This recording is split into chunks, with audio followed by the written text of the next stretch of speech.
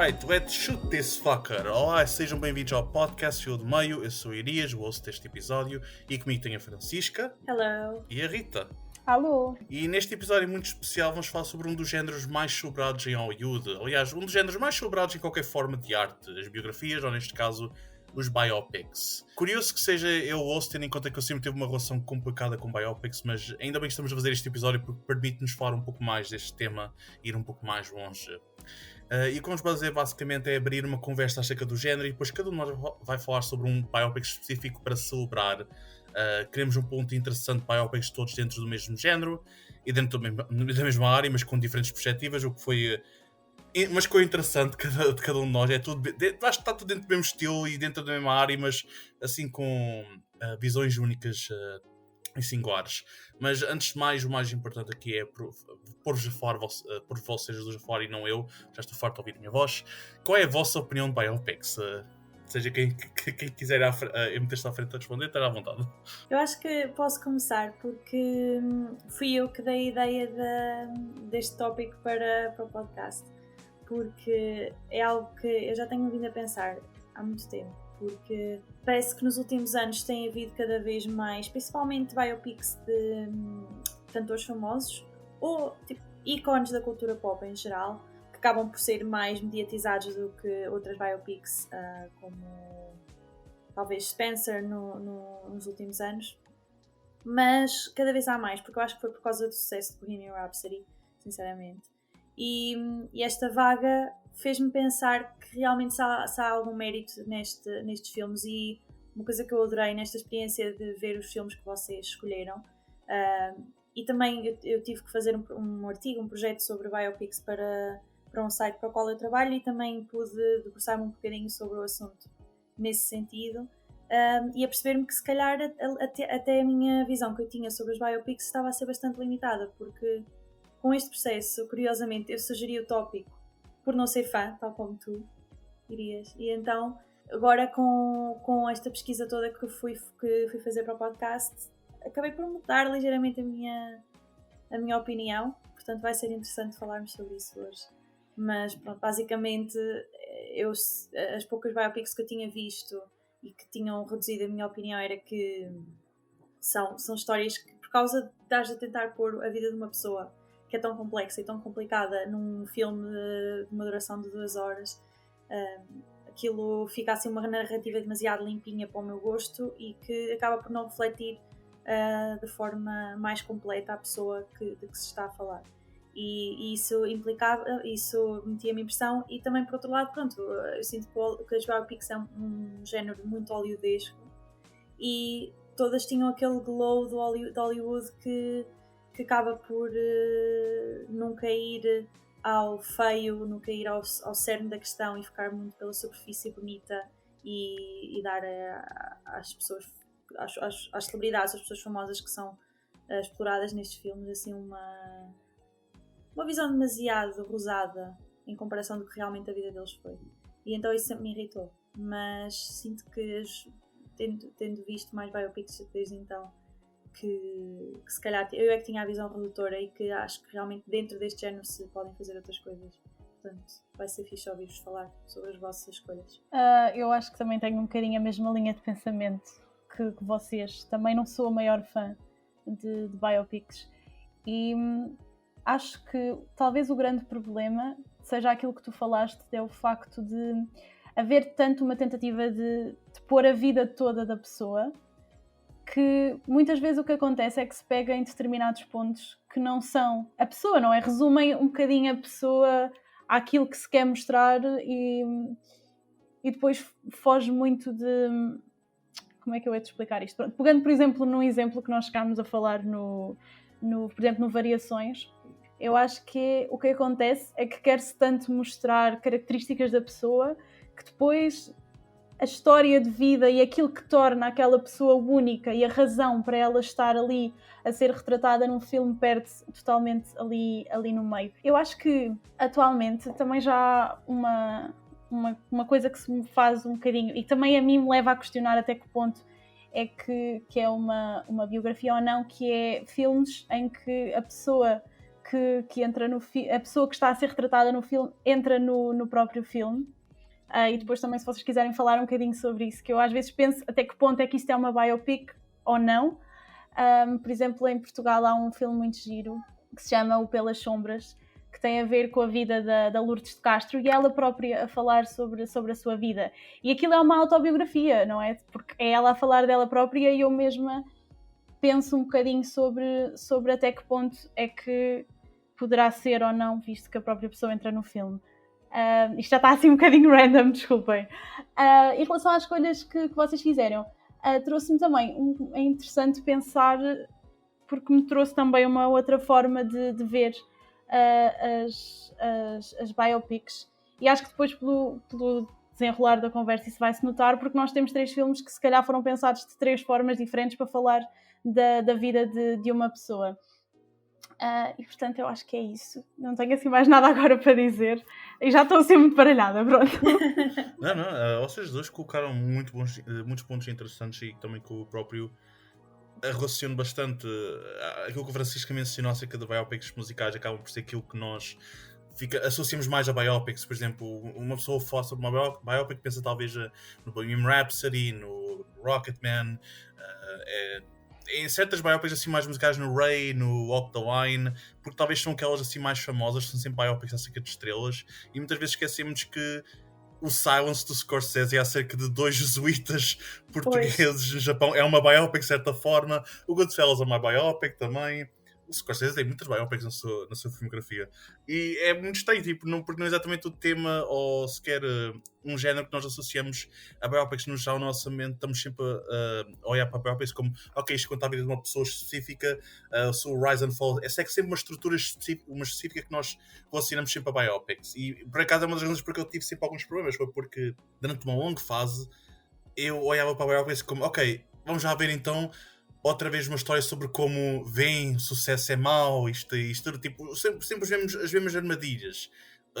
Somente depois do Walk the Line, que acho que começou, todas as biopics musicais queriam seguir a mesma estrutura, a mesma ideia, e depois apareceu uma paródia, Walk Hard, que não sei se já viram, mas que é muito engraçado e que basicamente ridiculariza todas as biopics musicais. Esse filme acabou por matar as biopics musicais durante uma fase. É sem dúvida uma questão interessante, porque novamente nós estamos sempre a associar uma coisa específica a biopics, quando no geral é muito mais, abrange a vida, abrange no geral mesmo.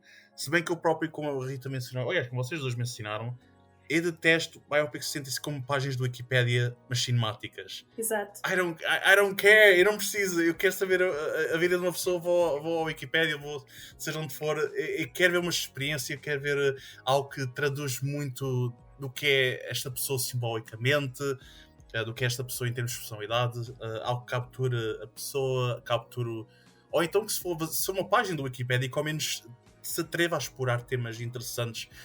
Porque basicamente o Goodfellas acaba por ser um bocado tipo vários eventos da vida desta pessoa, mas acaba por ser uma exploração assim mais interessante acerca da vida de crime, a ideia de família, assim tipo o lado bizarro, e mesmo o próprio Irishman, que é uma biopic assim meio duvidosa, mas no geral acaba também por ser um bocado mais uma exploração acerca de morte e de morrer nas sombras, apesar de ser uma pessoa famosa, por assim dizer. Mas a Rita mencionou uma coisa que eu quero mesmo colocar, e que nem sequer tinha pensado nisso, que é a ideia de biopics feitas pela própria pessoa. Vocês acham que a pessoa de quem estão a fazer biopic devia estar envolvida na biopic, ou acham que isso traz uma espécie de tipo, não, eu não quero que me representem desta forma, quero que me representem desta forma específica? Acham que isso tipo traz assim um bocado um ponto de vista enganador para o filme, ou acham que é necessário sempre a perspectiva da pessoa por quem estão a fazer biopic? Eu acho que... Desculpa. Não, eu ia dizer porque realmente o meu exemplo que eu trouxe para a nossa discussão, que é Rocketman, o Elton estava extremamente envolvido.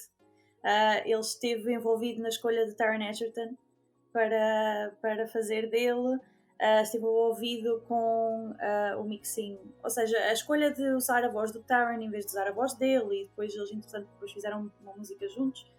E por acaso é engraçado ver que eu acho que a maior parte dos problemas surge não quando se lida com a pessoa que ainda está viva, mas quando se lida com a família que está a tentar ao máximo ainda fazer dinheiro com a memória dessa pessoa. Que é o caso, por exemplo, de Bohemian Rhapsody, em que os Queen estavam imensamente envolvidos e que não queriam por nada que a imagem do Freddie Mercury saísse danificada do filme, porque obviamente eles ainda fazem muito dinheiro com a banda, não é? Eles continuam a fazer digressões. É o caso, por exemplo, da biopic da Whitney Houston, que saiu, que fez zero barulho, ninguém sequer se deu ao trabalho de ver esse filme. É muito fraquinho e foi muito por causa da influência da família dela que não permite que haja um aprofundamento. Eu acho que quando as pessoas que ainda estão vivas, eu acho que é completamente diferente fazer uma biopic, porque a morte dá às pessoas, por exemplo, tu falaste de Goodfellas e falámos de Silence, mas são pessoas que não são celebridades. Eu acho que as biopics que realmente são vistas por toda a gente, apesar de Goodfellas é um clássico, não é nesse sentido, mas tu dizer aquelas que, por exemplo, apanham muita atenção dos Oscars e depois os atores são sempre nomeados porque é muito fácil comparar a performance deles a uma pessoa que já está mesmo engravado nas nossas cabeças. E eu acho que é mais fácil retratar uma pessoa que está viva, porque a morte dá uma aura de lenda, de quase que não é humano às celebridades. E com o tempo que passa, as pessoas vão criando uma imagem que quem viveu e quem acompanhou aquela celebridade na altura em que ela realmente estava no pico da sua carreira, se calhar não era bem essa imagem que tinha, mas o tempo faz com que eles fiquem cristalizados de uma forma que já não é realista. E se a pessoa ainda estiver viva, eu acho que dá um ponto de vista muito mais humano à representação. Por isso é que eu gosto bastante do Rocketman, porque eu acho que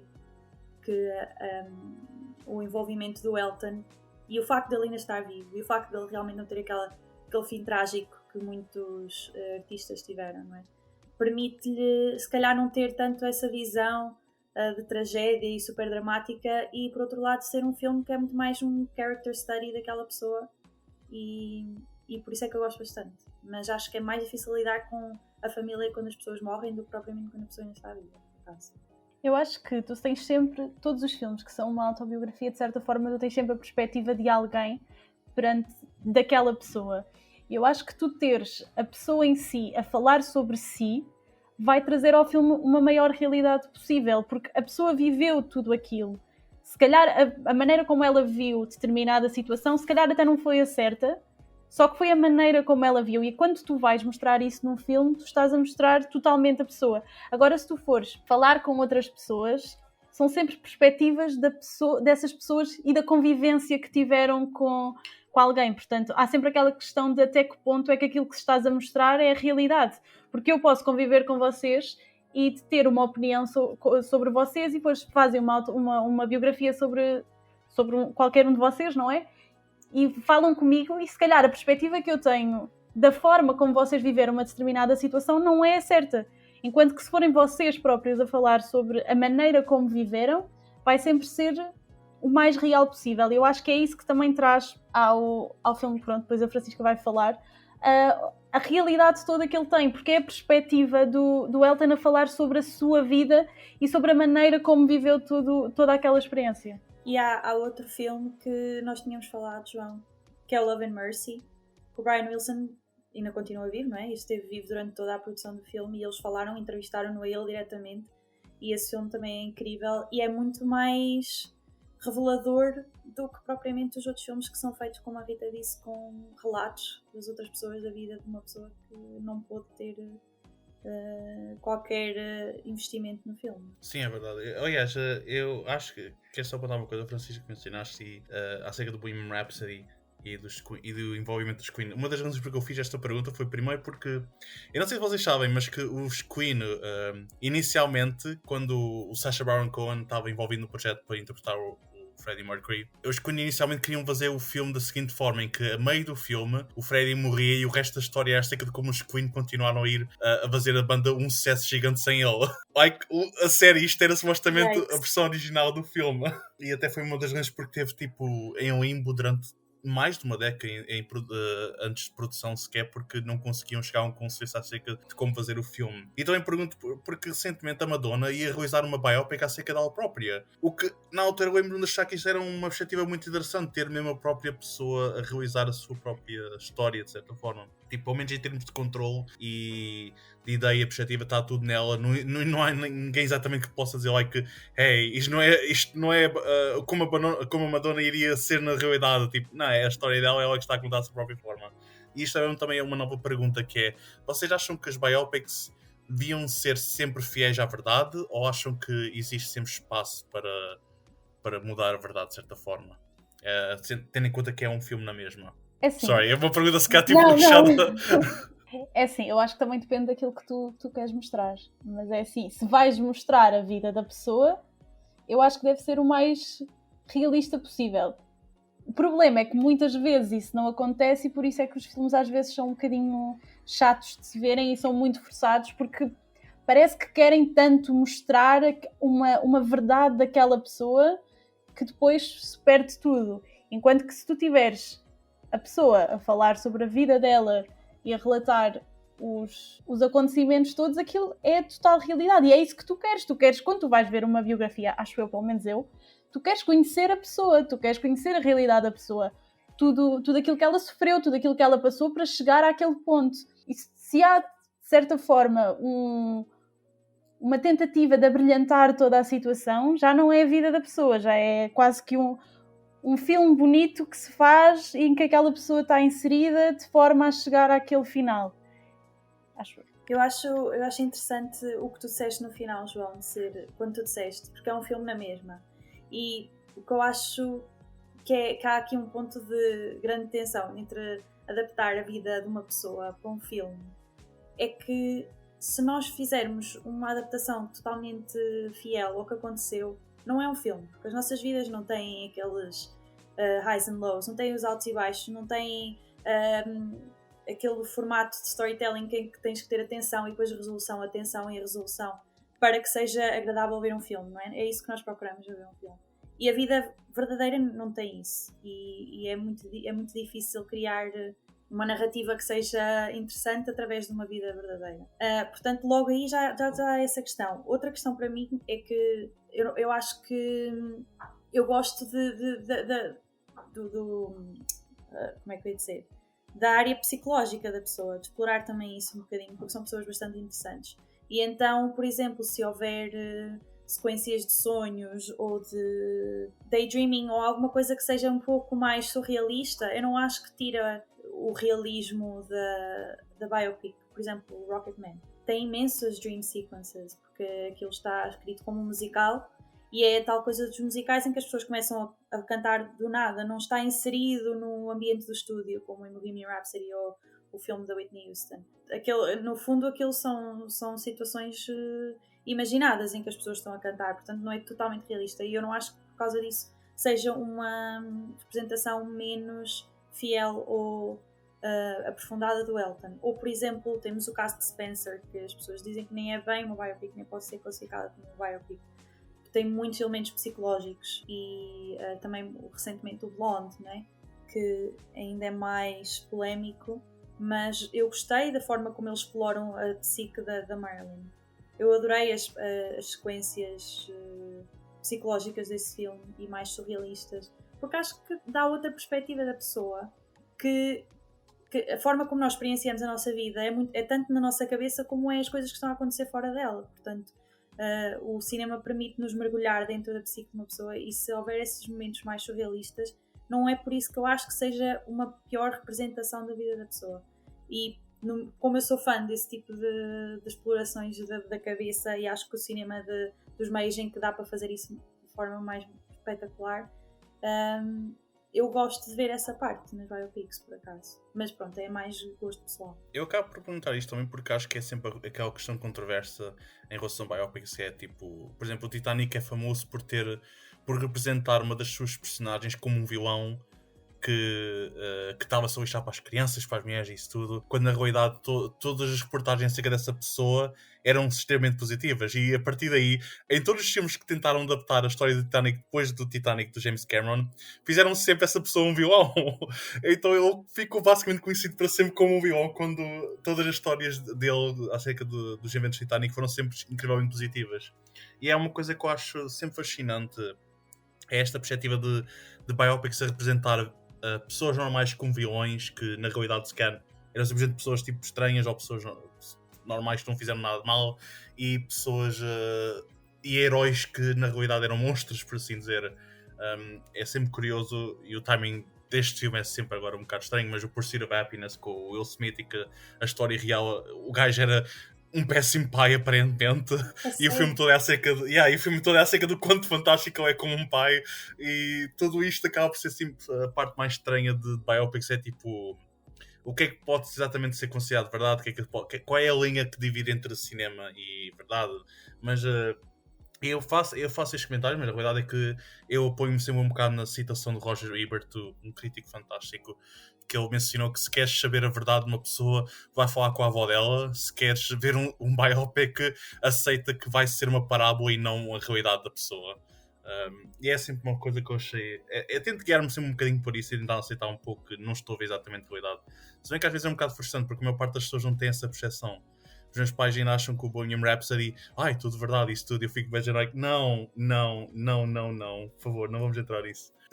Tem alguma questão assim, tipo, que vocês estavam tipo, a explorar acerca de biopics, ou querem começar já com o prato principal dos filmes? Eu acho que faz um bom seguimento do que nós estávamos a falar, que é a questão de respeito versus a realidade e o maior nível de verdade que seja possível. E principalmente quando as pessoas já morreram, por exemplo o filme do Blonde, e hoje em dia tem-se falado muito também num filme que vai haver da Amy Winehouse, e as pessoas já estão a dizer que vai ser um Blonde 2.0, que é, ou seja, estes filmes que não têm realmente medo de ir às partes negras das vidas destas pessoas, que acabam quase por desrespeitar a memória delas, mas são mais realistas do que os que não se atrevem a ir tão longe, ou nesse sentido é preferível ser respeitoso e honrar a memória de uma pessoa. Porque, por exemplo, vão fazer um filme sobre Michael Jackson, que eu acho que tem tudo para dar mal. Não sei como é que é possível fazer uma boa biopic do Michael Jackson. Ou realmente não tem medo de ir a tudo o que é feio nele, porque a vida dele foi tão louca, e estão a fazer uma biopic que é totalmente dominada pela família dele. A mim, meteram o sobrinho dele a fazer dele. Foi essa a pessoa que decidiram There's no way que vão entrar nas partes do Mike dele que, tipo, no finais, there's no way que assim vai mencionar isso. Exato, vai ser só um filme a elogiá-lo, de certeza, do início ao fim. Vai ser só um filme, olha o quão brilhante ele era. Sim, ele era um homem brilhante, sim, ele era um homem fascinante, mas ele era um homem muito escuro, com uma parte mesmo muito sombria. Por isso é que eu acho que essa cena entre a verdade total e respeitar a memória das pessoas é mesmo curioso para mim. Eu acho que é fascinante, porque é muito controverso para mim dizer isso, mas eu não odiei Blonde. Eu acho que há ali umas partes que são estranhas e que eram escusadas, mas por outro lado eu acho que faz um bom papel e é bastante meta na forma como analisa a forma como a Marilyn foi retratada por toda a gente, pela audiência, pela a máquina mediática, por tudo, pelo mundo. E se respeitou a memória dela, talvez. Mas se foi mais verdadeiro por isso, talvez também. Portanto, eu acho que essa cena entre... É muito difícil optar por ser completamente verdadeiro no biopic, porque estas pessoas não são perfeitas, pelo contrário. E depois, é o que eu estava a dizer, quando elas já morreram há muito tempo, já têm uma aura e têm uma fanbase à volta deles, que qualquer pessoa pode ficar ofendida com o filme que tu vais fazer. É mesmo complicado. No caso do Blonde, eu fui das poucas pessoas na altura que tinha gostado bastante do filme, mas que ao mesmo tempo concordava perfeitamente com muito das suas críticas, que realmente é um filme que não só ultrapassa a linha do moralmente correto, como quase que ridiculariza sequer a ideia de haver uma linha. Mas a forma como se encarei o filme foi mais quase uma espécie de filme de terror meio influenciado pelo cinema do Buñuel, de certa forma, assim, mais vidrado no surrealismo, nas ideias do impacto das imagens que as pessoas têm em nós, quer seja na forma como a Marilyn do filme olhava para a figura do seu pai, que não existia, que era simplesmente a imagem de um ator, a forma como as pessoas olham para a Marilyn como uma imagem e não como uma pessoa, e a forma como muito o filme é guiado através de imagens, até o facto de ter mesmo tipo o frame de Instagram, que eu achei muito curioso, tipo, a forma como brinca com os frames, como está constantemente a lidar com imagens, é essa a parte que eu acho fascinante do filme, e para não mencionar que em termos visuais é absolutamente belo. É uma pena que também tenha algumas partes muito mais bichadas, mas tudo o que disseste, Francisco, aliás, tudo o que vocês disseram é fascinante, é coisas que eu acho muito curiosas acerca de biopics. Mas entrando agora nesta ideia de verdade e mentira e surrealismo, podemos já começar com o teu filme, Francisca, do Rocketman. porque já mencionaste, acho que não há nenhuma surpresa eu estar a dizer o nome do filme também, mas é curioso porque é uma biopic assim, tipo, na minha opinião, para mim é quase a biopic que veio corrigir os maus do Bohemian Rhapsody, de certa forma. Por isso, podes começar a falar sobre o filme. Eu não sabia que era suposto manter segredo do filme, porque é a primeira vez que eu venho aqui ao podcast. Era suposto não falar dele até agora. Não, nós temos. We don't care. Isto é como fica, isto está dando. Não te preocupes. Acho que só houve um episódio que fizemos coisas com segredo, que foi o do Stephen King, e foi mais para gozar com o Rafael, porque o Rafael não tinha visto quase nenhum dos filmes e eu e a Sara já tínhamos visto quase todos os filmes de adaptações do Stephen King, e foi mesmo só por isso, porque de resto, it's fine, no worries.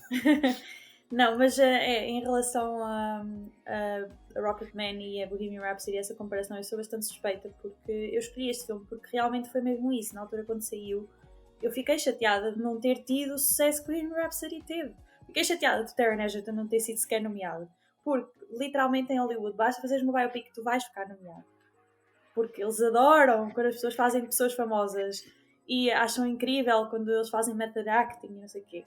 E eu fiquei mesmo chateada. E por isso criei uma ligação muito grande com o filme, porque eu era defensora dele por causa dele não ter tido tanto sucesso como o Bohemian Rhapsody, que é um filme muito mais fraco. Era o que nós estávamos a falar, ou seja, eles não tiveram que lidar muito com a família do Elton, até porque a família do Elton, como dá para ver no filme, não é uma boa família, não é? Eu acho que eles, graças a Deus que ele não morreu cedo, porque sabe-se lá o que é que eles iriam fazer com a memória dele e com o estate dele, não é? Com a música dele. Eu acho um filme lindíssimo, gosto muito da forma como toda o interior do Elton é exteriorizado através tanto dos números musicais como daquelas cenas na terapia e do tal surrealismo, porque pronto, ele fala com a memória do pai, fala com a memória da mãe, fala com a memória da avó, e as pessoas que não são tanto fãs de musicais, se calhar rejeitam um bocadinho essa ideia, acham que o filme é um bocadinho fantasioso demais, mas eu adoro musicais, e então eu adorei o facto de ser um filme sobre um cantor e que ser realmente musical e não ser aquela fórmula mais pró-realista, por exemplo, que também tem o filme do Whitney Houston ou até do Elvis, em que eles só cantam quando estão no palco, só cantam quando estão no estúdio, e é só aí que a música deles entra. E eu adoro a forma como o filme de Rocketman leva a música do Elton, porque músicas, ele não escreveu nenhuma das músicas dele, ele só fazia as melodias, né? E cantava. Mas obviamente o Bernie tinha, ele chamava-se Bernie, certo? Vamos assumir que sim. Quero fazer isso. Deixa-me confirmar. Epá, para mim Benny! Pode ser... Ai não, Benny, Benny and the Jets, não, esquece. Vamos inventar um nome para ele. Não quero ficar on tape a dizer o nome mal do senhor. Não seria a primeira vez que tínhamos alguma coisa errada no podcast? Eu acho que é Bernie.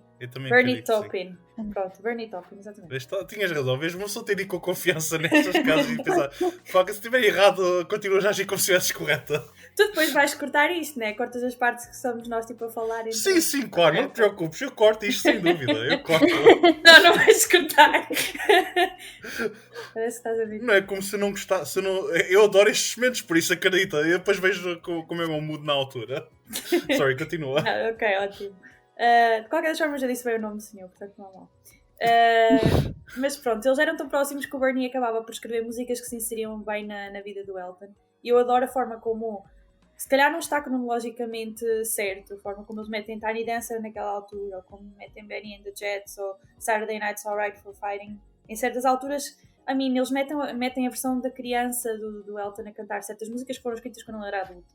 E não é por isso que o filme tem menos realismo, não é por isso que o filme nos diz menos acerca de quem ele era ou acerca de onde é que aquelas músicas surgiram, porque se calhar as músicas surgiram de momentos das infâncias deles, os dois, em que serviram de inspiração depois, mais à frente. Então eu adoro a forma como o filme é tanto sobre a música como é sobre o Elton, claro que às vezes isso acaba por não acontecer. E pronto, e gosto muito que seja um musical e gosto muito do argumento do filme, sou fã. Rita, o que é que achas do Bohemian Rhapsody? Meu Deus, não queria tu fazer isto do Rocketman, peço desculpa. Eu acho que, como a Francisca falou, é um musical e assume-se como musical e é sobre um cantor, não é? Eu acho que eles não terem desde logo medo de usar música e de mostrar isso tudo traz muito ao filme. Claro que vai sempre criar aquela barreira entre quem não gosta de musicais e eles começam a cantar não sei de onde e não sei o quê, mas eu acho que que neste caso isso era necessário, porque eu acho que é o Elton, não é? É a excentricidade do Elton, é a forma que ele se apresenta. Eu acho que o filme também é muito isso. Eu acho que também é muito interessante eles não terem tido medo de explorar o lado mais obscuro dele e tudo o que ele passou. Logo pela cena inicial nós somos logo postos ali, tipo, é isto que vai acontecer, não achem que isto vai ser um filme bonito porque não vai, isto é a vida desta pessoa, passou por isto. Eles não terem medo de mostrar isso desde logo é muito bom. E acho que vai um bocadinho àquilo que nós estávamos a falar antes, de que é um filme mais profundo porque mostra a pessoa e não apenas as características bonitas que ela tem. Depois acho que tudo a nível visual do filme também está muito bem enquadrado e representa muito bem a pessoa que está a ser retratada. E o que é que eu ia dizer mais? Sim, de repente não me lembro de mais nada. Fala, João, que eu, entretanto, se me lembrar, eu digo. Eu acho que tipo, eu já cometi o erro várias vezes de fazer algo que eu não quero fazer em relação ao Rocketman, que é compará-lo com o Bohemian Rhapsody, mas acho que é completamente inevitável, tendo em conta que, primeiro, o filme nasceu principalmente pelo sucesso do Bohemian Rhapsody. Segundo, o realizador do Rocketman é o realizador que foi substituir o Shall Not Be Named durante as filmagens do Bohemian Rhapsody. E é curioso, tipo, a ver, é muito difícil até separar um bocado os dois filmes. E acaba por ser aquilo que é um bocado mais irritante em relação ao Rocketman, é o facto de ser um bocado difícil de não falar nele sem mencionar o Bohemian Rhapsody, que é aquilo que eu não queria fazer, mas já fiz isso demasiadas vezes. Mesmo até o facto de ser tantos os filmes lidarem com uma pessoa, ambas dentro da comunidade LGBTQ+. E um filme, no entanto, retrata o Freddie e a sua sexualidade quase como uma vergonha, quase como aquilo... O Bohemian Rhapsody, pelo amor de Deus, o filme representa o Freddie no seu dark path, quando ele começa a fazer sexo com homens. Are you kidding me? Tipo, seriously? Enquanto o Rocketman não. O Rocketman mostra as cenas de sexo gay sem pudor, sem vergonha nenhuma. É perfeitamente normal e o filme não tem qualquer vergonha em relação a isso. E isso já em si mostra muito mais respeito pela pessoa que estão a retratar do que whatever the fuck foi feito no Bohemian Rhapsody. E o Rocketman é um filme muito sem pudores e ajuda muito o facto de Elton John ser uma pessoa bué unapologetic, bué tipo, não, isto é a minha vida, não me importa se mostram as vulgas todas que eu tenho para mostrar da minha vida, isto é quem eu sou, isso tudo, e ajuda muito ter uma pessoa que é tão open em relação à vida, em relação a todo o humor que sentiu, a todos os gostos que sentiu, e o facto do Rocketman homenageá-lo ao mesmo tempo que retrata a sua vida. Tu tinhas mencionado isto, Francisco, é muito verdade, que é tipo, é tão belo ver um filme também acerca de uma estrela musical que não acaba completamente em tragédia. E é um bocado difícil pensarmos que isto é tão raro. Yeah. Isto é tão raro que a maior parte dos filmes que vemos de biopics musicais acabam sempre em tragédia. E é tão bom ver um que consegue homenagear a pessoa, mostrar todos os maus que aconteceram na sua vida e ao mesmo tempo não acabar como uma história quase de género, como é que eu ia dizer isto? Quase como um conto de fadas daquele tipo Hansel e Gretel, género, que as crianças não podem fazer isto. Não, é muito mais tipo, não, este é ver uma pessoa que era demasiado grande para a vida e que conseguiu arranjar forma de dominá-la, de certa forma. E é tão belo ver isso num filme destes, caras. Um filme que aproveita as músicas dele e realmente mostra como elas devem ser representadas como grandes momentos musicais e não apenas como momentos na sua vida. É quase como se as músicas do Elton John, como se ele não fosse, por exemplo, as músicas dele não são definidas por ele é definido pelas suas músicas, de certa forma, pela forma como o filme representa. Eu acho isso muito interessante e dá um novo formato, dá uma nova vida ao filme e dá sequer também uma nova página ao género dos biopics, a não ter receio de entrar neste caminho. Eu não quero dizer bem fantasioso, mas o fato de ser um musical ajuda a aceitar aqueles momentos que podem não ser completamente verdades, mas doesn't matter, porque está a representar completamente a pessoa, a estrela, o símbolo, tudo aquilo que é o Elton John, de certa forma. E é dos momentos que eu mais gosto. E o Taron Egerton ter sido roubado de uma nomeação para o Oscar. É verdade que esse ano foi muito competitivo, não há forma nenhuma de negar isso. Acho que nem sequer o Ralph Fiennes foi nomeado para o Grande Budapest Hotel, que também foi criminoso, mas acho que foi no mesmo ano. Se não foi, olha, isto sim eu vou cortar, Francisca. Tu parte não, mas agora eu dizer coisas erradas corto. Mas vou tipo, mas foi um erro, foi extremamente desapontante, somente porque o Rami Malek ganhou. ganhou pelo Bohemian Rhapsody. Isso é tão chocante e o Taron nem sequer uma nomeação conseguiu. Mas não foi o ano em que o Gary Oldman ganhou por Darkest Tower? Ou foi no ano de... O do Taron sim. Pois, tipo, ganhou um homem também a fazer uma biopic e também com, tipo, eu gosto do Gary Oldman como ator, mas a série para esse filme é o Fatso que está a falar mais por ele do que ele, caraças. Exato, e o filme não é mais ou menos, tipo, ok, mas não acho que seja... Se havia assim tanto, eu não sei, não me lembro exatamente quem eram os nomeados, mas se havia assim tanta competição para ganhar o Gary Oldman no final, mas valia a Taron Egerton tentar nomeado também. Eu acho que esse ano, o ano que o Gary Oldman ganhou foi o ano em que o Timothée Chalamet foi nomeado pelo Call Me By Your Name, que foi tipo das melhores performances que eu vi, não só desse ano, mas dos últimos anos, para mim, e ele foi nomeado e perdeu para o Gary Oldman a fazer durante tipo 2 horas.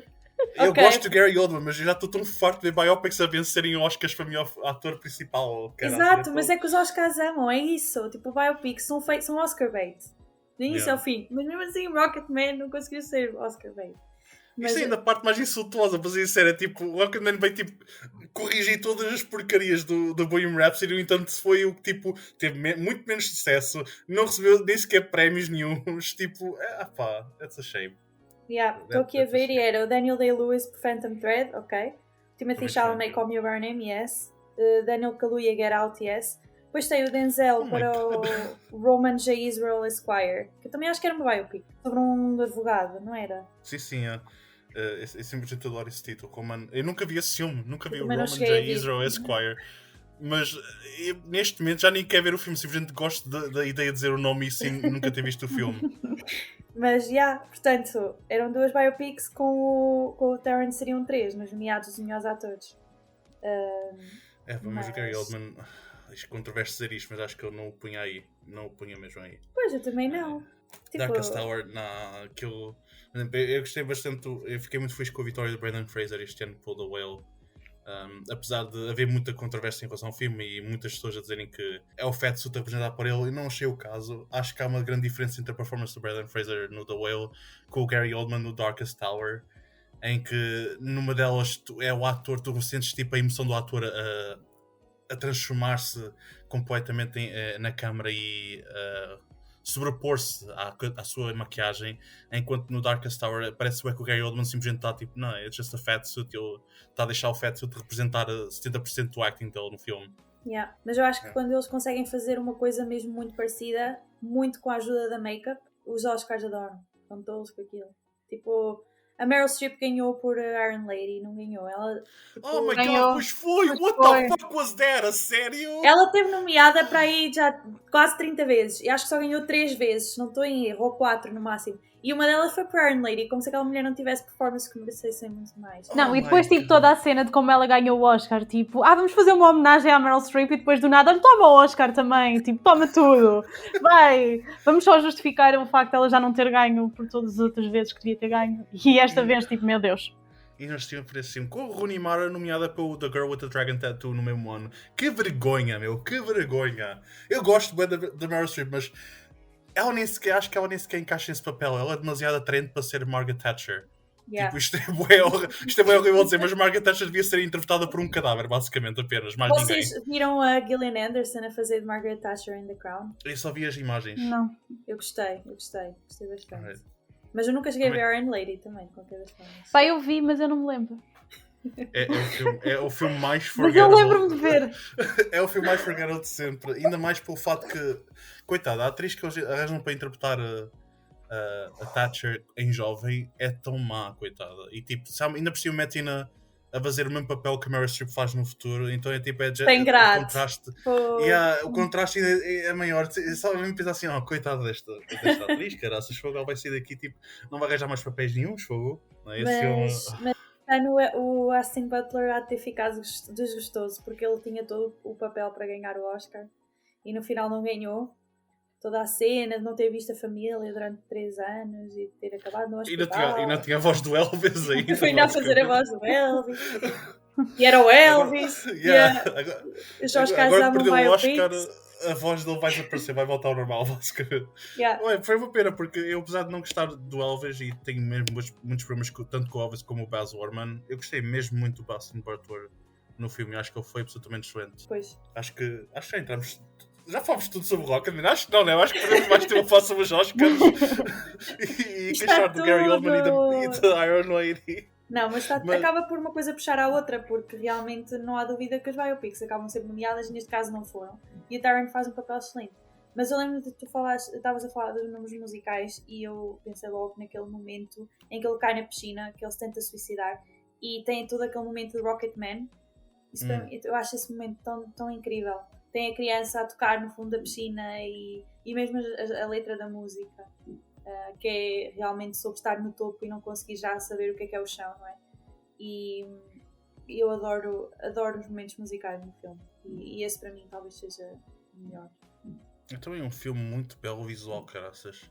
E novamente o contraste com o Bohemian Rhapsody, que tem talvez das piores editing jobs que eu vi na minha vida. Somente um filme assim tão grande. E depois o Bohemian Rhapsody... fucking Christ. Depois o Rocketman é um filme que não... Eu não acredito que estou a fazer isto outra vez. Depois o Rocketman é um filme que não tem medo de deixar a câmara relaxar. Tipo, deixar a câmara no momento. Mesmo as grandes coisas musicais... Acho que existe sempre um contraste em que o 8 e o 80 funciona-se perfeitamente bem. O La La Land tipo, tem um plano estático, mostra os atores a fazer fotografia, funciona. Depois tens outros musicais em que tipo, talvez Moulin Rouge tem corte e não para. E às vezes isso tipo, desorienta um pouco e perdes um bocado a magia do momento. E depois tens o Rocketman, que é um filme que consegue ter um bocado o melhor dos dois mundos, em que tipo, tem os cortes, mas ao mesmo tempo tem aqueles planos fantásticos em que a câmera de cima deixa-se... A câmera está lá para captar a magia e o showmanship do momento e não tanto para... Não é tanto um trabalho de editing, é um trabalho de realização mesmo e de fotografia, o que eu acho que também é absolutamente lindo. Se calhar passamos para a escolha da Rita, o que é que acham? A gente vamos perdendo... Provavelmente vamos voltar aqui ao Rocketman mais umas poucas vezes. Provavelmente. Mas podemos passar para a Rita. Rita, qual é a tua escolha de biopic para apresentar aqui? Então, já que estamos a falar de nomeados para os Oscars e de atores nomeados para os Oscars, vamos então falar de Judy.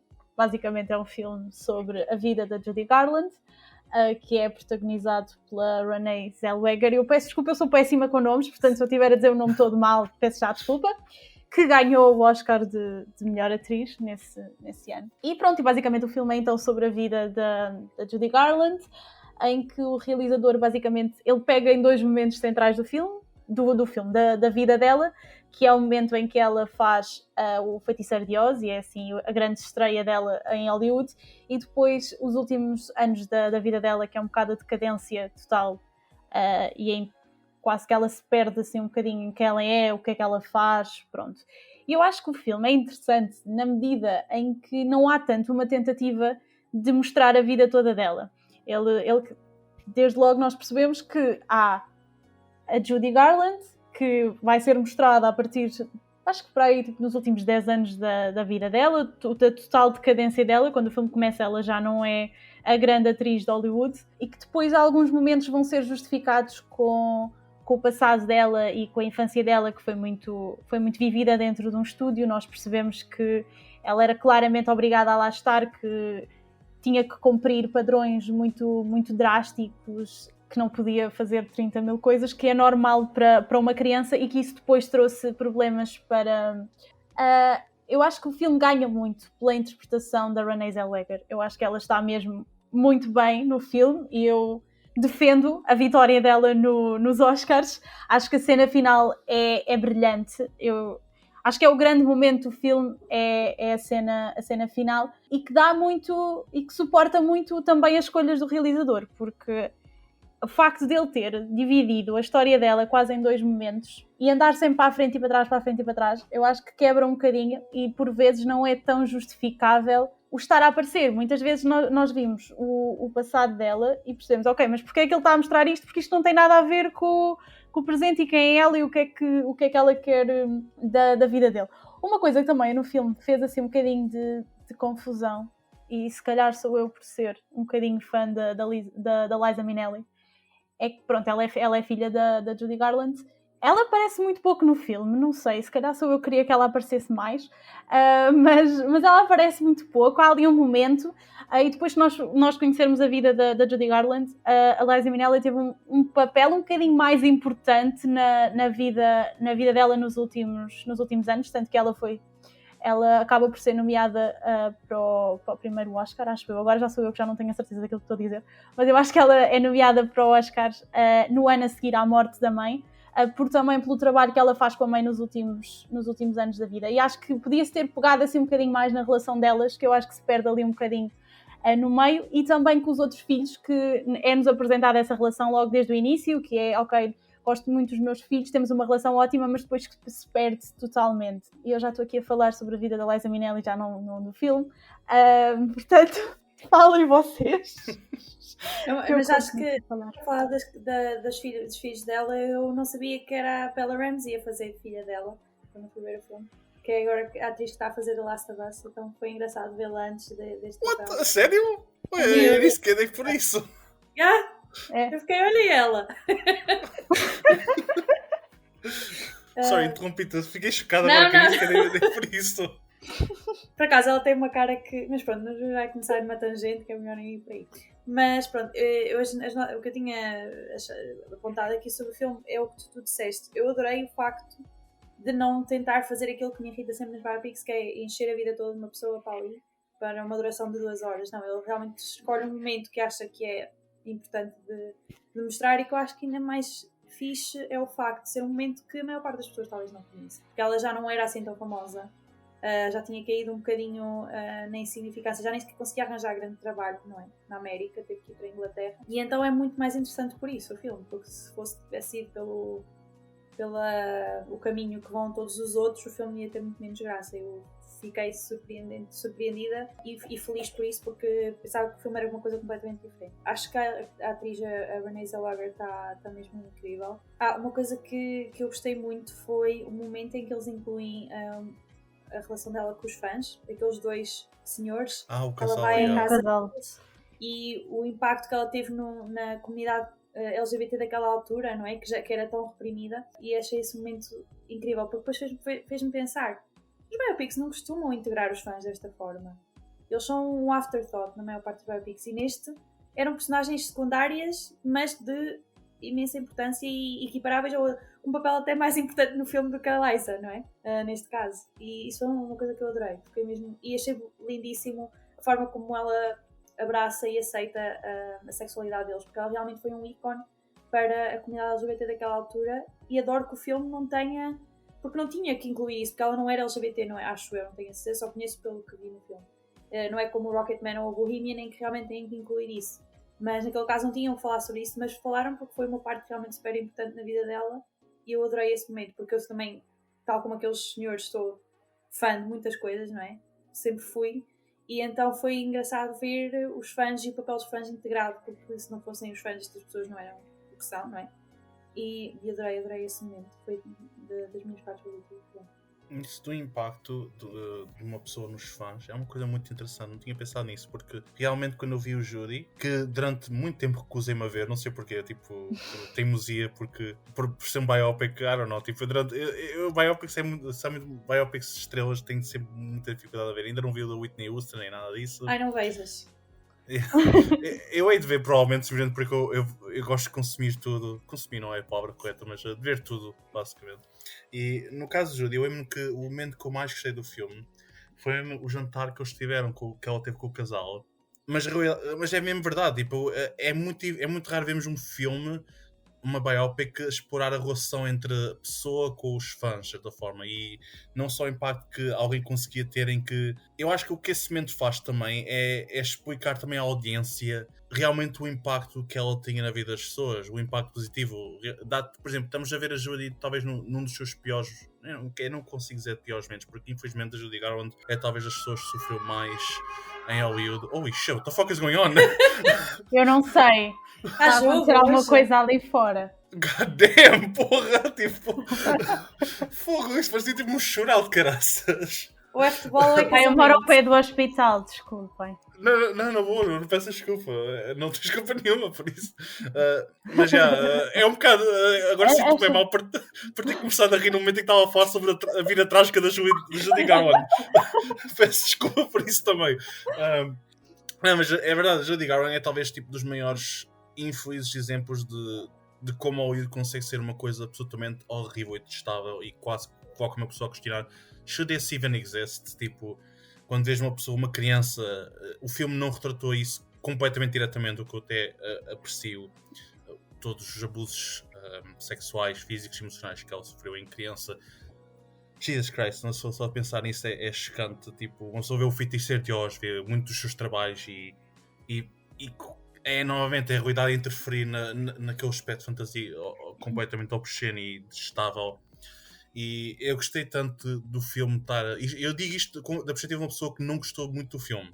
Esta já é a primeira, mas uma coisa que eu adorei acerca do filme e que fiquei mesmo muito feliz foi o facto que, ao retratar a Judy Garland num dos seus piores momentos da vida, talvez que é no momento em que a América estava a recusar ela depois de tudo o que ela sofreu, é mesmo aquela questão tipo de audiências e da OU do sistema que come e cospe logo de seguida, e de repente vemos tipo esse momento com o casal em que mostra que estamos a ver uma pessoa que está no seu pior, que não, mal consegue sequer cantar, representar, fazer o que lhe é pedido de certa forma, devido a trauma, devido a problemas também de alcoolismo, entre muitos outros, doenças mentais também, mas ao mesmo tempo vemos tipo, o impacto que ela tem na comunidade, nas audiências, nas pessoas que estão lá para a ver, e vemos, é quase aquele brilho que mostra a razão dela existir, a razão dela ser tão importante para as pessoas, e recorda também por que razão é que nós continuamos a adorar as celebridades mesmo quando elas estão a passar por momentos muito trágicos.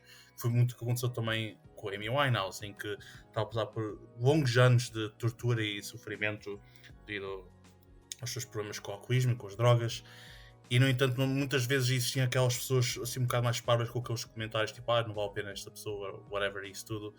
Mas depois existem momentos como este no Judy que te recordam, não, esta pessoa tem um impacto positivo na vida das pessoas, esta pessoa é importante na vida das pessoas e consegue mesmo mudar as nossas vidas. E é muito estúpido estar a mencionar isto, não estou a dizer em relação a Judy Garland, mas estou a dizer em relação tipo, às movie stars e músicos e isso tudo, mas a realidade é que estas celebridades conseguem mesmo mudar as nossas vidas e ter um impacto muito positivo nas nossas vidas, e gostei muito de ver o filme a retratar que mesmo nos seus piores momentos, mesmo nos seus momentos mais tristes e deprimentes, mesmo nos seus últimos meses, a pessoa continua a ter um impacto forte e emocional nas pessoas.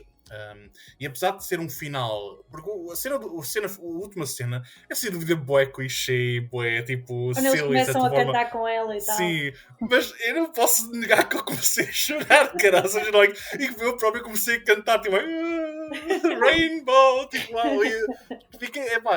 novamente if it works. Tipo, uma pessoa pode dizer que a cena é clichê, que a cena é silly e ridícula, mas funciona, cara. Seja, não há forma nenhuma de negar isso. Eu vou dizer agora o meu take mais controverso. Para mim, a Renée Zellweger, it's okay. She's okay. Eu acho que ela brilha nos momentos em que está a cantar, somente nos momentos em que ela está a interagir com outras pessoas. Mas a relação amorosa do filme, acho que nenhum deles funciona nesses momentos. Aliás, eu quase preferia que o filme focasse mais tipo apesar de tipo, ser um bocado um ponto, uma crítica, um comentário meio parvo, porque realmente a relação aconteceu durante esses espetáculos, mas eu quase preferia que o filme focasse muito mais no impacto do espetáculo, na sua relação também com a equipa com quem ela estava a trabalhar na Inglaterra. Só que novamente eu acho que como é que eu ia dizer? Eu não gostei muito dessa parte do filme e achei que nem ela nem o ator estavam muito bons nesses momentos, mas ao mesmo tempo essa cena acaba por ser fundamental para a história do filme, que é a ideia de mostrar que ela no seu amor, mesmo no seu amor, era completamente manipulada e usada, e parecia que não podia ter um momento de felicidade. Qualquer momento de felicidade para ela era completamente retirado, e o único momento de felicidade que ela tinha puro e genuíno foi aquele momento final.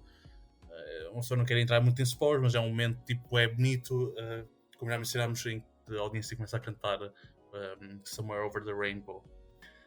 É tipo, eu acho que isso foi uma das razões porque impediu-me de desgostar do filme, whatever. Mas eu estou no meio. Para mim, eu fiquei um bocado muito no meio com a Judy, mas existe tanto no filme que eu acho interessante, existe tanto no filme que eu acho belo. E acho que é um filme também que explora uma coisa que talvez já foi repetida milhares de vezes, mas continua sempre a ser um dos temas mais predominantes em Hollywood, que é a cena de tipo, o teu veneno acaba por ser aquilo que te dá vida, de certa forma. Aquilo que está a tirar e aquilo que lhe está a matar, de certa forma, é também aquilo que lhe dá tipo aquele momento de estrelato, aquele momento em que ela consegue brilhar e sentir-se feliz consigo própria. Quando o espetáculo funciona e sentes o impacto completamente não emocional e físico, mas ao mesmo tempo aquele momento todo até o espetáculo retira-lhe a vida completamente. Eu adoro sempre essas... Acho sempre essas histórias muito interessantes, porque vale muito acerca da humanidade, porque é muito verdade para a população geral, que é muitas vezes aquilo que nos está a matar é também aquilo que nós precisamos para continuar a viver de certa forma. Agora sou eu que estou a falar demasiado, peço desculpa. Mas o que é que achas, Rita? Please, não me deixes aqui a estar a dizer que a Rennes é ok sem responderes. Tens de responder. Calma. Peço desculpa. Não, eu acho que, assim, eu concordo contigo, atenção, e acho que os momentos em que ela brilha são mesmo os momentos em que ela é a Judy, em que há quase... Eu acho que é aquela ideia dos atores e dos músicos que só são verdadeiramente eles quando estão no palco. E sente-se muito isso na Judy. É onde ela entrega-se totalmente àquilo que está a fazer e por isso talvez, tanto na cena final, há tão um contacto com o público e faz com que eles consigam também emocionar-se e começam todos a cantar com ela. Nós já contámos o filme todo, pronto. Já afinal toda a gente sabe. Mas eu acho que é por isso é que se calhar ela consegue tão bem enquadrar aquela pessoa nela, porque ela própria é atriz e se calhar ela em cima de um palco é diferente.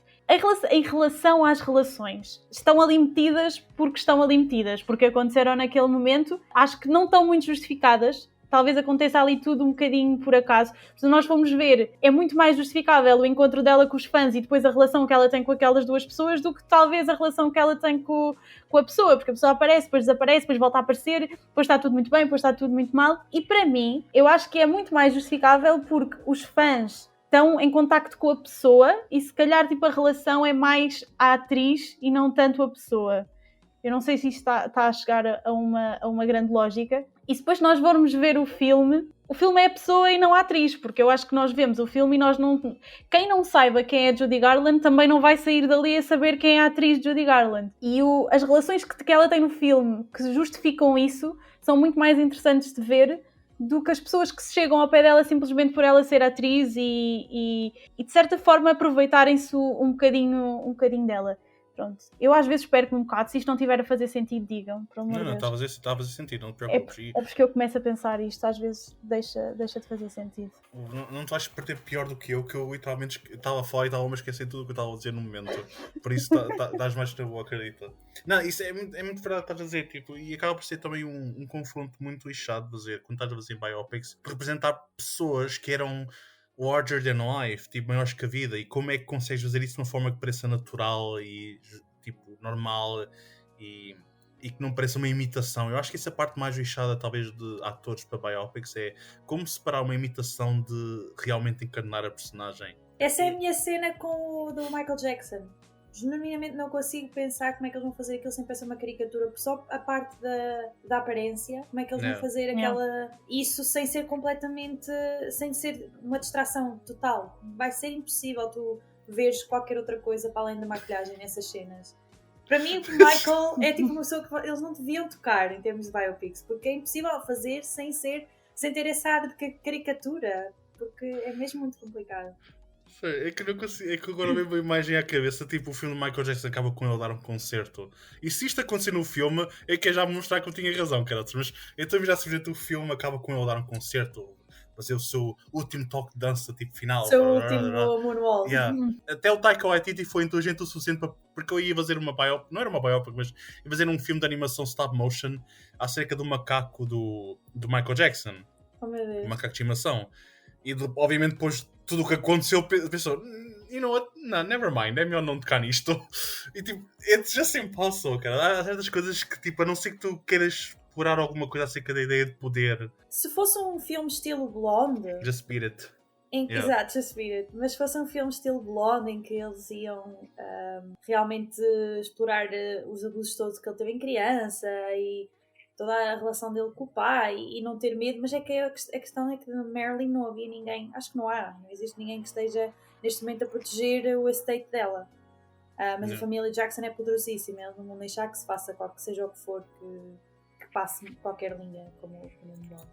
Mas é essa a cena das biopics, porque tu tens a pessoa que toda a gente conhece e tens a pessoa que realmente era, e então quando os filmes realmente conseguem chegar ao ponto de mostrar-te mais para além da página do Wikipedia, que eu acho que todos os filmes que nós escolhemos fazem isso, é sempre uma vitória, acaba sempre por ser um bocadinho melhor do que os outros que existem. E o facto de Judy ir buscar, como eu disse, ir buscar um momento que se calhar nem no Wikipedia tem uma linha e eles fazem daquilo um filme inteiro, eu achei isso a escolha mais importante do filme e acho que resultou super bem. Sim, se há uma coisa que eu tenho de dar completamente props ao Judy é o facto de não ter sido um filme Wikipedia. Foi literalmente fez uma coisa que eu adoro neste tipo de biopics, que é tipo concentra-se só numa fase da vida da pessoa. O Jackie faz isso, o Spencer também faz isso, também biopics que eu adoro e que acho isso muito mais interessante porque são fases que realmente conseguem contar também muito acerca da própria pessoa em si, muito o que ela está a passar, o que ela sofreu. E Judy também tem tipo das openings mais disturbing, assim, biopics, que é com o cara dela e depois com o produtor lá a ter tudo, tipo a manipulação de tudo que existe. Acho que isso acaba também por resumir infelizmente muito a sua vida. Sim, eu apontei que é engraçado o facto dele no início, o argumento que ele usa para a convencer a permanecer na indústria do entretenimento é que ela vai ser muito rica. E depois fast forward para ela adulta a contar os tostões e a ter que fazer coisas que são humilhantes, cenas humilhantes para conseguir ter dinheiro para sustentar os filhos e assim, não é? E então realmente só prova que aquilo só faz com que essa cena do início seja ainda mais impactante porque mostra que ele era só talk, porque muitas vezes, e nem para mais nessa altura, as celebridades, os artistas não recebiam o dinheiro, aquilo ia tudo para as produtoras e para os agentes e para essas pessoas todas. As últimas pessoas a receber o dinheiro e a ver o dinheiro eram o talento. Portanto, esse contraste para mim foi mesmo spot on. Levou muito tempo até crianças começarem a ter tipo. Aliás, até o filme do Chaplin, no The Kid, acho que foi o The Kid, posso estar errado, mas acho que foi o The Kid do Chaplin. As crianças já não tinham tipo qualquer forma de segurança qualquer, tipo, em termos de filmes. Ou seja, tu agarravas uma criança talvez da rua, metias à frente da câmara, dá-las-te, enquanto. E não, hoje existe toda uma questão. Cá também. A Rita viu The Rehearsal, felizmente, a série, que essa série acaba por explorar um bocado a ideia tipo. Será que as crianças deviam estar a trabalhar na televisão ou no cinema? Que é uma questão que ainda existe muito. E a série explora muito essa ideia, porque os últimos episódios são um bocado fucked up de ver. Tipo, o impacto que aquilo tem tipo, numa criança e consegue ter uma criança. Ainda mais para uma pessoa como a Judy Garland, caraças, tipo, é trágico. E vês também um bocado isso no filme, o facto de ela, tipo, inicialmente ela trabalhar com os seus filhos, mas depois de repente já, tipo, não quer fazer ela própria só o trabalho sozinha. Porque também existe talvez aquela ideia toda, tipo, de não querer estar a impor o sucesso e o que é que significa ter sucesso nesta indústria aos seus próprios filhos. Mas, Rita, eu vou dar-te a palavra final, porque estamos a falar demasiado acerca do filme que tu escolheste. Não, mas, por exemplo, isso que estavas a falar, ela impõe, entre aspas, isso aos filhos, mas ela já o tinha feito com a Liza Minnelli. A Liza Minnelli fez vários dos espetáculos com ela. E eu acho que aquilo que, por exemplo, também estavas a falar agora de Hollywood, eu acho que este é um filme que retrata exatamente como é Hollywood. Não há aqui uma coisa bonita dos filmes de Hollywood que é tudo muito bonito. Não, a indústria é assim. E o pior é que isso muitas vezes ainda acontece hoje. Claro que é tudo um bocadinho mais controlado, mas não é tudo assim tão bonito e às vezes é por isso que nós vemos que cada vez mais há tantos atores a sair da indústria e a terem vários problemas. E acho que o filme também, não retratando exatamente isso, explica também um bocadinho de como é que é a indústria cinematográfica, não só nos Estados Unidos, mas acho que em todo o lado, mas a mais conhecida será nos Estados Unidos. Eu acho que para finalizar, eu acho que o filme, para mim, é muito aquilo que vocês já disseram, que é o facto de não se focar na atriz e focar-se na pessoa, e é isso que o diferencia, é a tentativa de mostrar a Judy Garland como pessoa e tudo aquilo que ela passou nos últimos anos e até que fizeram com que a vida dela acabasse da forma que acabou. Eu às vezes espero que vocês desculpem. Não, estás mais à vontade. Aliás, tu disseste, as tuas últimas palavras foram perfeitas, que eu até sinto neste momento a estragar tudo ao falar. Eu estava a pensar, um bocado tipo a parte triste, foi que estava a pensar. Nós começámos com o filme mais otimista, de certa forma, o único filme com um final feliz, e estamos basicamente vamos acabar isto em miséria, caraças. Tipo, porque agora vamos passar agora para o meu filme. Já estamos a estender-nos muito e sei que a Sara vai, sem dúvida. A primeira pergunta que ela vai fazer de género foi quanto tempo é que gravaram? E eu vou ter de dizer quase 2 horas, provavelmente ela vai dizer tipo, a sério, 2 horas para falarem sobre biopics? Sobre 3 filmes. Sobre 3 filmes ainda por Imagina cima. se o Rafael estivesse aqui, né? E vamos falar um bocado. Uma das coisas que mencionámos muitas vezes aqui durante esta conversa foi tipo a ideia de fantasia e realidade. E o filme que eu escolhi foi o filme chamado Ed Wood, acerca do considerado pior realizador de sempre. Que não é, mas isto é Hollywood e no geral tipo, tu ganhas sempre alguma forma da forma mais aleatória possível. E Edward D. Wood Jr., como era conhecido, foi realizador do filme do filme Gwen or Gwenda, Space Robbers, não, era Space Robbers, mas não era isso, era Plan 9 from Outer Space, que é basicamente considerado um dos piores filmes de sempre. E este é dos meus filmes favoritos sempre e o meu filme favorito do Tim Burton. E eu escolhi este filme não exatamente por ser o meu biopic favorito, porque nem sequer sei se eu posso dizer, porque é muito difícil estar a condensar um género a um só filme em termos favoritos. Mas escolhi este filme porque é quase o meio oposto de uma biopic, porque o filme é mais fantasioso do que realidade, por assim dizer. O filme opera mesmo por uma lógica mais... O filme em si é engraçado, temos mencionado a Judy, porque o filme é o feiticeiro de Oz, de certa forma. O Edward vai tipo, na sua viagem e encontra personagens estranhas e tipo, conclui a sua viagem no seu estrato. Mas uma das razões porque eu adoro, aliás, venero este filme, para já é porque acho que foi um filme que mudou muito a minha percepção acerca de cinema. Porque eu vi este filme em criança e eu estava numa fase ainda meio pretenciosa, por assim dizer. Este cinema tem de ser assim, tem de ser ali e isso tudo. E este filme veio-me fazer um bocado perceber que a beleza do cinema até no considerado o pior cinema possível.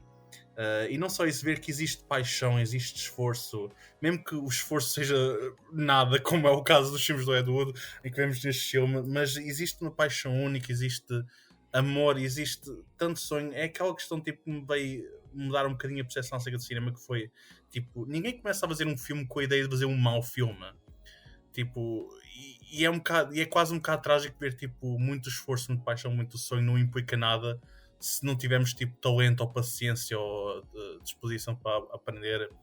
E para mim o Ed Wood é um filme absolutamente extraordinário. O filme basicamente conta a história do Ed Wood através de talvez o período de cinema que ele teve mais sucesso, por assim dizer.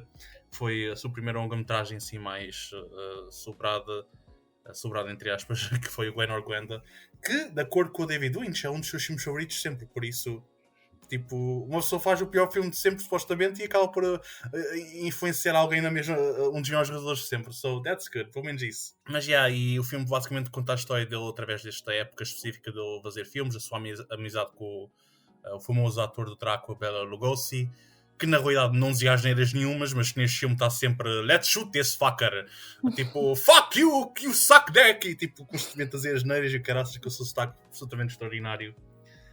E tudo no filme é sempre, o que eu mais peço, eu eventualmente vou-me calar e deixar-vos falar também, só que aquilo que eu mais amo neste filme é que acaba por representar perfeitamente quase a mente criativa de Ed Wood.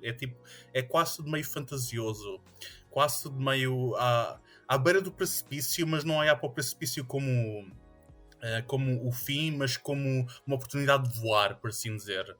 E isto reflete-se não só em termos do argumento e da estrutura do filme, como já mencionei muito ao Wizard of Oz, mas nos próprios elementos técnicos. A banda sonora, que é fucking incrível, meu. Os instrumentos parece que não pertencem ali, mas ao mesmo tempo todos juntos criam algo completamente belo e único. A forma como também a banda sonora do filme apropria-se de certos momentos musicais, como o Lago dos Cisnes, que foi a banda sonora do Drácula, com o Bela Lugosi, nos momentos mais tristes com o Bela Lugosi, ou usando a banda sonora do Gwen or Gwenda nos momentos em que o Edward Wood está mais feliz. Tipo, isto acaba por ser uma espécie de homenagem perfeita a um homem que, de certa forma, viveu sempre na desgraça do cinema, mas cuja paixão era contagiante. E acaba por também colocar boas questões acerca de tipo, ok, será que o Ed Wood tinha a oportunidade sequer de ter fama, de ser sucesso, de ser um bom realizador? Será que ele simplesmente estava condenado porque a única coisa que ele conseguia fazer era filmes por extremamente baixo orçamento porque mais ninguém lhe dava uma oportunidade, mais ninguém estava disposto a educar-lhe ou a tentar pôr na ribalta. Será que era simplesmente o ego dele que era demasiado grande para aquilo que ele era? Tipo, existem muitas questões que eu acho também muito fascinantes acerca do que é seres uma mente criativa num espaço que talvez não é o indicado para ti, ou pior, num espaço que talvez até é indicado para ti, mas o qual não tens a oportunidade de crescer. E para mim é um filme lindo. Mesmo os próprios performances do filme estão dentro daquele estilo meio tipo exagerado, filmes dos anos 50 de B-style, like oh heavens, assim, tipo com os destaques bem tipo fortes. Sarah Jessica Parker também está brutal neste filme, tipo, hilariante. Oh my god, e o romance entre ele e a personagem da Patricia Arquette é tão belo. Já entrei, já estou a falar demasiado, peço desculpa. Falem vocês, peço desculpa. O que é que vocês acharam do Edward? É assim, se queres falar de pessoas, eu adoro o Martin Landau, portanto... Desde logo, eu fiquei histérica. Eu quando vi que ele entrou no filme, eu fiquei histérica. Pronto. Porque eu não conhecia o filme. Eu acho, logo desde o início, acho que o filme, a nível visual, é bem interessante. Tipo, entramos logo naquele, tipo, Hollywood dos anos 50 e percebemos logo que vai ser assim uma coisa, tipo, esqueçam toda a parte bonita. Não vai ser nada disto. É tipo... Vamos para a realidade, vamos tipo, para aquilo que as pessoas passam bué aqui. Eu acho que o filme é muito interessante por ele pegar também numa metalinguagem, porque não vimos só um realizador, eu acho que vimos cinema também, uma forma diferente de fazer cinema. Acho que é muito interessante ver o crescimento da personagem e é aquilo que tu estavas a dizer, quem é esta pessoa? E é fascinante a forma como ele luta por aquilo que acredita e põe-me a mim a questão de até que ponto é que um filme é mau se nós acreditarmos verdadeiramente naquele filme. E como tu disseste, foi um filme impactante para uma pessoa. Portanto, como é que nós podemos dizer que um filme é mau só pelo nosso gosto particular não ir de acordo com aquilo? Porque a verdade é que alguém acreditou naquilo e não foi só ele, foi muita gente com ele que acreditou no cinema dele e que teve consequências. Pronto, eu acho que por agora é isto. Francisca. Não, mas é verdade, porque vocês acabaram mais ou menos os dois na mesma nota, que eu acho que ele era um homem fora do seu tempo, porque ele era incrivelmente visionário. Eu não conheço nada da obra dele, nunca vi Glenn e Glenda, nem o outro filme que vocês falaram. Mas, primeiro, eu adoro Tim Burton e já vi muito da obra dele, e este era um dos filmes que me faltava, também porque com os últimos tempos não me apetecia muito ver filmes de Johnny Depp, mas pronto, isso é outra conversa. Mas pronto, ainda bem que este podcast acabou por me fazer ver este, porque era um dos mais importantes que me faltava na obra do Tim Burton e eu gostei muito. E o Johnny Depp também está bem, como está sempre quando trabalha com o Tim Burton, quase sempre. Mas todo o aspecto da sexualidade, das questões de género, que nem na altura em que o filme foi feito, nem na altura em que o Tim Burton fez o filme, eram tão pertinentes como são neste momento, não é? E tanto no filme do Tim Burton, e graças a Deus ele se agarrou a esse lado do Ed Wood, como na vida do Ed Wood em si, eram coisas extremamente modernas e revolucionárias e que destabilizavam totalmente o status quo, e se calhar foi por isso que ele nunca conseguiu ter sucesso nenhum. Quer dizer, ele chegava a uma reunião de produção e dizia: eu sou ótimo para fazer esta personagem sobre esta pessoa transexual porque eu gosto de me vestir com roupas de mulher. E ele acabou por fazer o filme, mas nem sequer foi o filme que era suposto ser, e pronto, tudo isso. E isso para mim foi o aspecto que me saltou mais à vista, e o facto de ele ser uma pessoa que vivia na vida de uma forma completamente diferente das outras pessoas. E mesmo a forma como ele se agarra ao Bela Lugosi, o respeito que ele tem a um ator que já ninguém quer saber, mas ele é tipo: eu adoro este homem e vou-lhe dar a honra que ele sempre devia ter tido e nunca devia ter chegado a este ponto, como por exemplo a Judy chegou, para ligar ao filme que nós estávamos a falar anteriormente, em que os atores são consumidos e cuspidos, não é? Como nós falámos. E então eu achei que o filme também era muito essa amizade entre eles os dois. Para mim foi a parte mais importante do filme. Foi a relação entre eles os dois e a relação de um realizador com o seu ator, que é muito também a relação de Tim Burton com o Johnny Depp. Então é toda aquela camada meta que o filme tem. Todos os filmes que falam sobre cinema, não é? Acabam por ter esse lado e são sempre fascinantes de ver, e os 3 filmes que nós trouxemos falam sobre a indústria do entretenimento e são parte da indústria do entretenimento, não é? Então é sempre interessante e acabam todos por se juntar um bocadinho, e eu gostei muito deste filme, sem dúvida. Todo esse aspecto, tipo, mesmo da forma como ele se identificava, tipo, a sua paixão por vestir Vou para as minhas. Tipo, isto é um filme dos anos 90, é um bocado chocante ver um filme dos anos 90 a retratar ele desta forma, sem tipo gozar com ele, sem o ridicularizar, que era extremamente comum nesta altura. Celebra tipo o seu gosto, celebra aquilo que ele era, celebra a sua pessoa. Neste filme, de certa forma, os vilões são as pessoas, é a Sarah Jessica Parker e as pessoas, tipo, entre aspas, tipo, iriam ser consideradas normais na altura. O chefe de estúdio a dizer que queria fazer um filme a ridicularizar o Ed Wood por ter feito o Gwen or Gwenda, que claramente é uma história muito pessoal para ele. E tendo em conta também que isto é um filme dos anos 90, mas é um filme situado nos anos 50. Exato. Ainda torna-se ainda mais. Mostra mesmo que, que estas pessoas sempre existiram. E isso também é muito bom ver um filme, somente um filme acerca de artes e isso tudo. É um filme tão citável, cara. Existem tantas falas. A única altura que eu fui um curta-metragem tipo, mais profissional, e isto não tem nada a ver com este podcast, peço desculpa estar a meter isto aqui à conversa. Eu não conseguia parar de citar este filme, cara. Estava constantemente a dizer tipo, like, worst movie you ever saw. Well, my next one will be better. Tipo, tem tantas citações incríveis. Todo o filme tem simplesmente um ambiente tão mágico. E é engraçado estar a dizer isto, porque ao mesmo tempo tem sempre, apesar deste ambiente todo mágico, tem sempre uma realidade super trágica a intrometer-se. É quase como se estamos neste espaço fantasioso, nesta mente do Ed Wood. Aliás, o próprio filme está composto como um filme do Ed Wood, mas bom. Tipo, em vez de ser mau, simplesmente bom. E muito o filme está dentro da mente dele, dentro da sua fantasia, dentro da sua paixão pelo cinema, pelas pessoas que conhecia, pelas suas relações, pelas suas amizades. E depois tem estes momentos simplesmente de realidade intrometer-se, o seu alcoolismo, o seu fracasso no cinema, as suas relações tipo a irem abaixo. Tens aquele title card final, depois do momento tão belo, quase tipo Hollywood, de género, like, vamos casar-nos, vamos conduzir para Las Vegas durante 6 horas e isso tudo à chuva e vamos casar-nos. É um momento tão belo e tão único e especial, e de repente tens o title card mais fucking trágico de sempre, tipo, que é Edward morreu sem dinheiro e alcoólico. E é tão tipo, quase parte do coração de uma pessoa ver tipo um final assim tão mágico e de repente lembrar-se da realidade. Eu gosto muito que o filme não está a tentar fugir da realidade, simplesmente está muito mais interessado em mostrar o Ed Wood como pessoa e a sua mente. Está basicamente a tratar de certa forma uma pessoa que não vivia completamente na realidade, mas por alguma razão a realidade era horrível para ele. A realidade era tipo, as pessoas tipo, não tinham respeito por ele estava constantemente à procura de dinheiro para conseguir seguir o seu sonho, ou sequer para ser o que ele queria fazer. Estava constantemente tipo, a cair em alcoolismo. Tipo, claro que ele, como pessoa, iria agarrar-se completamente à sua paixão.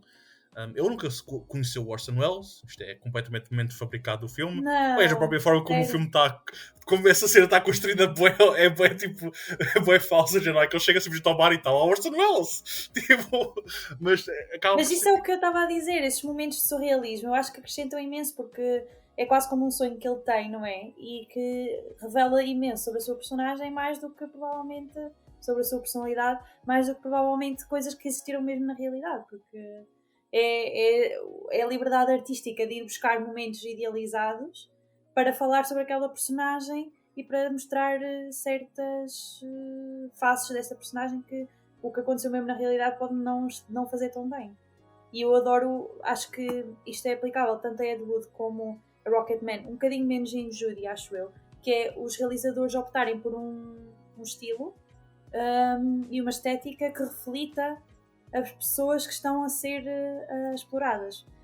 O Rocketman é super grandioso, colorido e com uma produção muito alta, enquanto que o Ed Wood tem a produção, eu acho que não deve ter custado muito dinheiro a fazer este filme, tal como os filmes do Ed Wood eram de budget, não é? E era como tu disseste, é tipo um filme do Ed Wood, mas bom, porque o nível de produção quase que parece parecido, né? E então eu adorei, acho que só o Tim Burton poderia fazer este filme, acho eu. Sim, existe também que o aspecto de meta também, o Tim Burton deve ter relacionado com muito este filme, porque isto foi na altura em que o Tim Burton recebeu as suas primeiras críticas negativas, penso eu, por isso. Muito a filmografia do Tim Burton resume-se a artistas ou pessoas estranhas que não são conhecidas pela sociedade. E eu gosto simplesmente de ele ter feito também um filme tipo, muito respeitável em relação ao Ed Wood e em relação à forma como era. Tem um momento tão belo neste filme que deixa-me sempre completamente a chorar e todo. É simplesmente tão belo. Aquele momento em que eles estão no carrossel, não é no carrossel, é na casa assombrada, por assim dizer.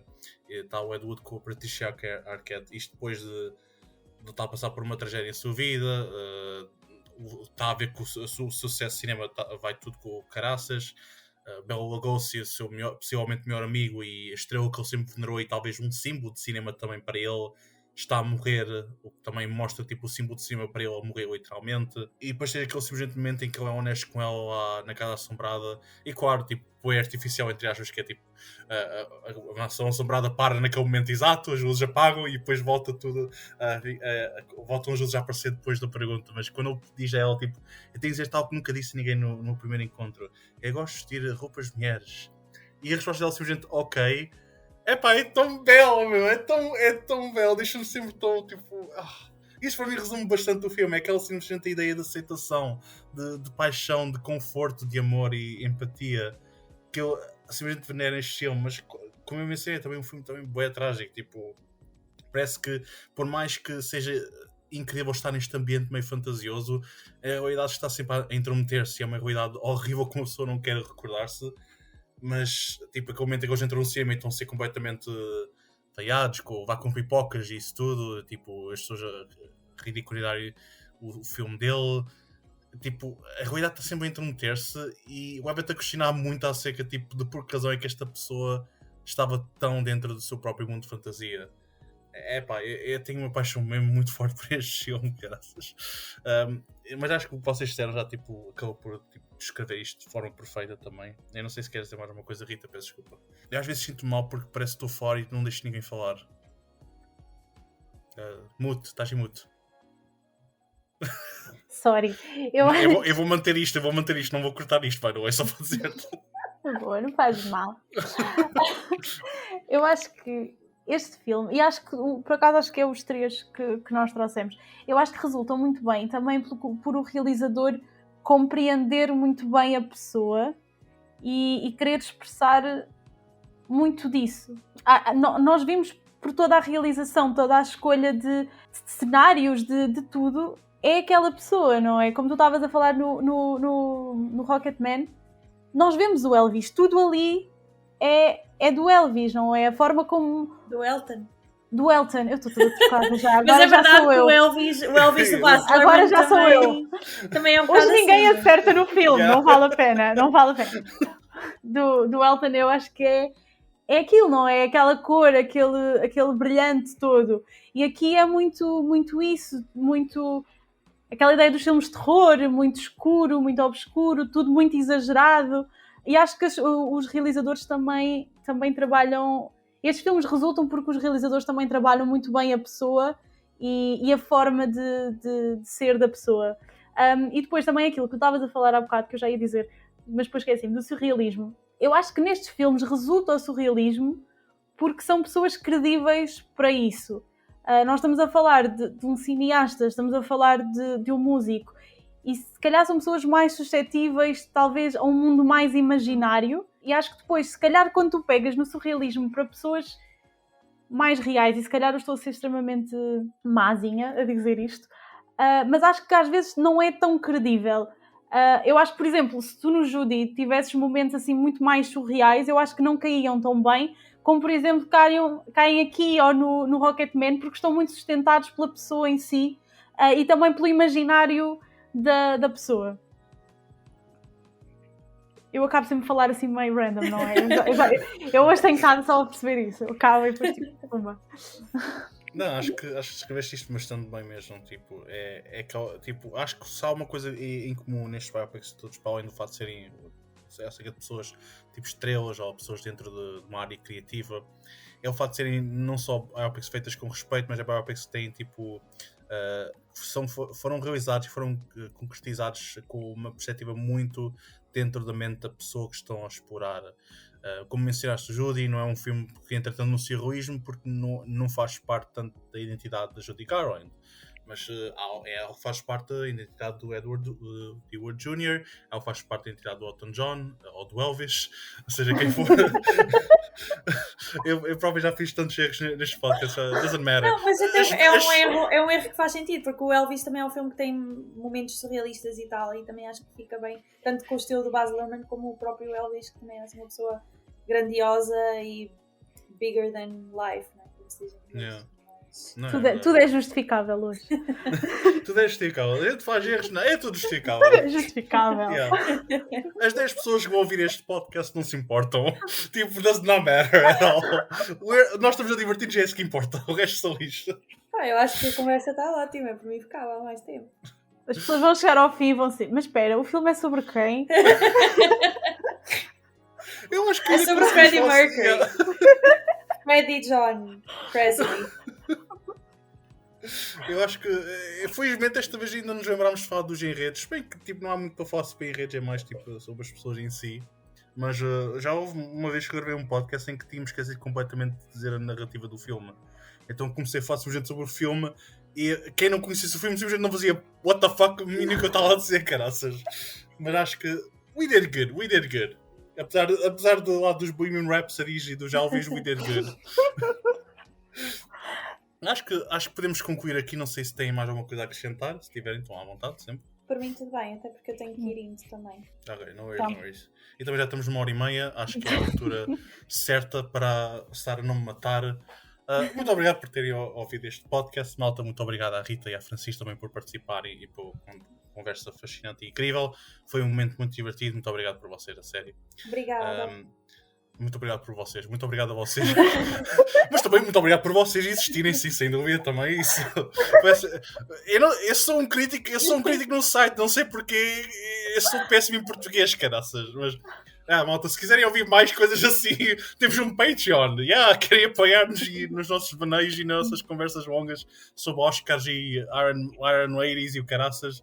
E temos um Patreon, podem nos apoiar com €1 por mês, o preço de um café, whatever the fuck it is. E têm acesso a esta forma de conteúdos mais cedo e outras coisas, e podem nos pedir para falarmos sobre ser o que for que queiram. Nós basicamente somos your bitches por dinheiro. Eu sou anybody's bitches por dinheiro, meu fogo. Mas tipo, se não quiserem apoiar nos Patreon, na boa, partilhem, metam gosto, comentem quais são os vossos biopics favoritos, quais são os biopics que vocês gostam, concordam com o que mencionámos aqui, não concordam, ouviram sequer, does not matter. Temos um site onde temos críticas, tanto da Francisca como da Rita, elas têm críticas fantásticas lá, vão lá ler. A Francisca escreveu agora uma crítica recentemente também muito boa. A Rita tem possivelmente as críticas que me mais fez rir de sempre, que foi o Na Tua Casa ou Na Minha.